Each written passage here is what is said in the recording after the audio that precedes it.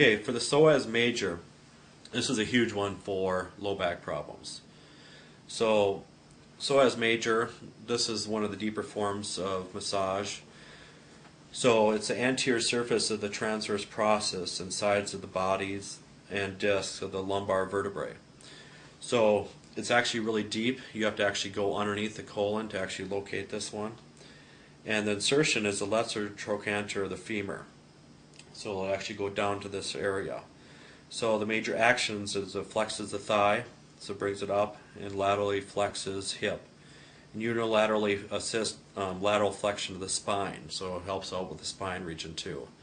So I'll show you how to locate that. So you always want to find the navel region, go out, make sure it's not on the rectus abdominis. Again, you can have them do a little crunch. So with this one, what you're basically going to do is actually push straight down right here. And if you ever feel a pulse, of course, move it a little bit, or if you feel any round lumps, make sure you don't push on that area either. So you're going to have them take a deep breath in, take a deep breath, okay, and deep breath out. And you just sink your hands a little bit when they breathe out.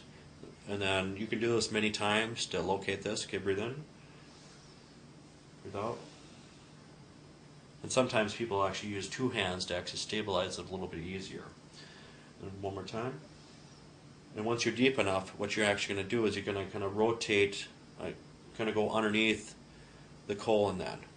So you can actually lift up the knee a little bit in order to feel that muscle a little bit better. You can actually have them try to do a little sit-up to just make sure you can feel that.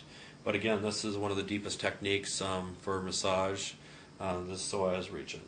So there's many trigger points for this. In the psoas, it can actually go to the lower back, like the quadriceps lumborum when we get to that muscle. And it can actually go up a little bit for the referral, and actually down into the inguinal area. So those are typical referrals for the psoas major. In the iliacus, a lot of people incorporate those two muscles together, so they call it the iliopsoas group. But iliacus by itself is the superior two-thirds of the iliac fossa in the iliac crest region, and the lesser trochanter of the femur. So it actually goes down to this region. So it's on the anterior part of the pubis. It also flexes the thigh, bilaterally flexes hip, unilaterally assists lateral flexion of the spine, and assists in abduction and lateral rotation of the hip.